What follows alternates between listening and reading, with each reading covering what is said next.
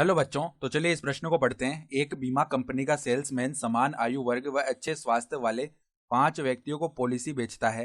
इस आयु वर्ग के एक व्यक्ति के 30 वर्ष पश्चात जीवित रहने की प्रायिकता 2/3 है। 30 वर्षों के पश्चात सभी 5 व्यक्तियों के जीवित रहने की प्रायिकता है। तो यहाँ पर देखो, हमें चारों विकल्पों में से सही विकल्प का चयन करना है। तो प्रश्न में आगे बढ़ने से पहले इस प्रश्न से संबंधित जो मुख्य उदाहरण है उसकी हम चर्चा कर लेते हैं। तो देखो, मुख्य अवधारणा क्या हो जाएगी। विन्यास बनाते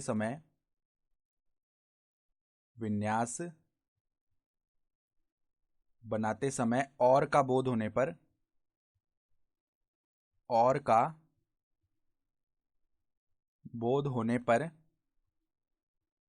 पर गुणन करते हैं।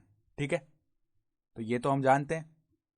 और जब कहीं भी या का बोध हो रहा हो यानी अथवा का बोध हो रहा हो तो हम योग करते हैं। तो उसी प्रकार देखो, जब विन्यास बना रहे हैं और शब्द का बोध हो तो हम क्या करते हैं, गुणन करते हैं। तो अब देखो वो क्या कह रहा है कि एक बीमा कंपनी का सेल्समैन है और वो समान आयु वर्ग और अच्छे स्वास्थ्य वाले 5 व्यक्तियों को पॉलिसी बेच रहा है। इस आयु वर्ग के एक व्यक्ति के 30 वर्ष पश्चात जीवित रहने की प्रायिकता में दी हुई है। तो ए हम घटना मान लेते हैं। ठीक है, ए घटना क्या हो जाएगी, 30 वर्ष पश्चात 30, देखो एक व्यक्ति के, ये लिख लेते हैं, एक व्यक्ति के 30 वर्ष पश्चात 30 वर्ष पश्चात जीवित रहना। एक व्यक्ति का लिख लेते हैं, एक व्यक्ति का 30 वर्ष पश्चात जीवित रहना, ये घटना है। तो इस घटना की प्रायिकता क्या हो जाएगी, अगर हम पी ए लिखें तो वो हमारे पास में 2/3 दी हुई है। ठीक है, तो 30 वर्षों के पश्चात हमें क्या बोल रहा है कि 30 वर्षों के पश्चात सभी 5 व्यक्तियों के जीवित रहने की प्रायिकता, यानी अगर हम अभिष्ट प्रायिकता लिखे ना, अभिष्ट प्रायिकता, तो देखो अगर एक व्यक्ति 30 वर्ष पश्चात जीवित रहने की प्रायिकता उसकी 2/3 है, तो अब ये व्यक्ति जब जीवित रह रहा है तो जो अन्य 4 व्यक्ति है ना, उनके ऊपर कोई भी फर्क नहीं पड़ रहा है इस व्यक्ति का।